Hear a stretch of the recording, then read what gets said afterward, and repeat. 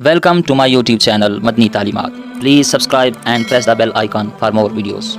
بسم اللہ الرحمن الرحیم. السلام علیکم ورحمۃ اللہ. معزز سامعین کرام، میاں بیوی کا آپس میں حقوق زوجیت ادا کرنا یعنی ہم بستری کرنا، اس پر میاں کو بیوی کو دونوں کو اجر ملتا ہے، ثواب ملتا ہے. بلکہ نبی کریم علیہ السلام نے ارشاد فرمایا کہ جو شخص اپنی بیوی کے ساتھ حقوق زوجیت ادا کرے تو اس پر اسے صدقہ کرنے کا ثواب عطا کیا جاتا ہے.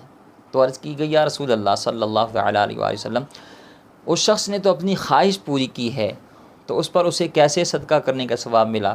تو نبی کریم علیہ السلام نے ارشاد فرمایا، اگر وہ اس خواہش کو پڑوسی کے گھر پورا کرے تو عرض کی گئی یا رسول اللہ یہ تو زنا ہوگا، کبیرہ گناہ ہوگا. تو مفہوم بیان کر رہا ہوں. تو حضور علیہ السلام فرمایا یہی تو میں سمجھانا چاہتا ہوں، اگر وہ اپنی خواہش ناجائز طریقے سے پورا کرتا تو وہ گناہ گار ہوتا، اور اگر وہ جائز طریقے سے پورا کرے گا تو اسے اللہ تعالیٰ اجر عطا فرمائے گا. اور اس بارے میں علماء کرام یہ بھی فرماتے ہیں کہ میاں بیوی جب آپس میں محبت کرتے ہیں تو اس محبت کرنے پر میاں بیوی کو نفل عبادت کرنے جتنا ثواب ملتا ہے، کیونکہ اس محبت کی وجہ سے زنا کا جو دروازہ ہے وہ بند ہوتا ہے. تو ایک ایسا عمل ہے جس پر اللہ تعالیٰ اجر ثواب عطا فرماتا ہے. اب ایک سوال ہے میرا آپ سے، جس عمل پر میاں بیوی کو ثواب مل رہا ہے صدقہ کرنے کا، نفلی عبادت کا، اگر اس عمل کو شریعت کے دائرے سے ہٹ کر کیا جائے تو پھر کیا اسے ثواب ملے گا؟ یقیناً ہرگز اسے ثواب نہیں ملے گا، بلکہ وہ ثواب کے بجائے گناہ گار ہوگا. میں آپ کو 3 ایسی غلطیاں بتانے جا رہا ہوں، اگر یہ ہم بستری کے دوران کی جائیں تو یہ گناہ کبیرہ ہیں، حرام ہیں، ناجائز ہیں، بندہ سخت گناہ گار ہوتا ہے. وہ کون سی غلطیاں ہیں؟ نمبر 1، بیوی کی دبر میں دخول کرنا. معذرت کے ساتھ یہ کچھ باتیں جو ہیں وہ حیا کے تھوڑے خلاف ہیں، لیکن شریعت میں اس طرح ان چیزوں کو بیان کرنا پڑتا ہے، لوگوں کو بتانا پڑتا ہے، لوگوں کی رہنمائی کرنا پڑتی ہے. جو پہلی غلطی ہے وہ ہے بیوی کے دبر میں دخول کرنا.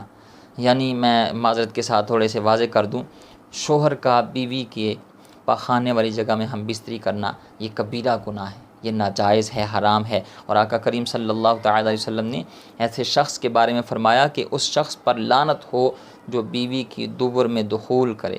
مختصر یہ کہ بیوی کے دبر میں دخول کرنا یہ کبیرہ گناہ ہے، حرام ہے، ناجائز ہے، اس سے بچنا چاہیے.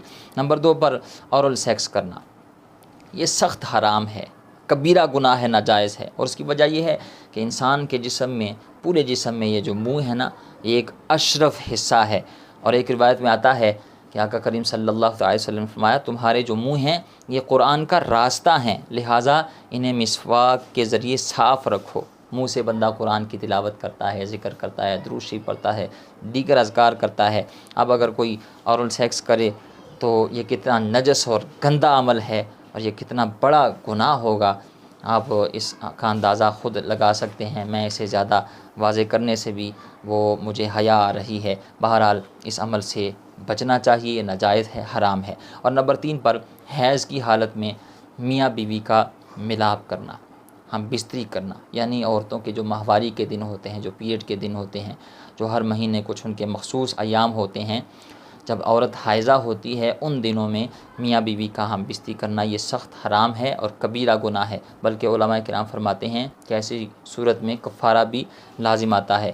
ہاں ویسے آپ حائضہ عورت کے پاس بیٹھ سکتے ہیں، لیٹ سکتے ہیں، لیکن حیض کی حالت میں ہم بستری کرنا یہ ناجائز ہے، حرام ہے، گناہ ہے. اللہ تعالیٰ ان گناہوں سے بچنے کی توفیق عطا فرمائے.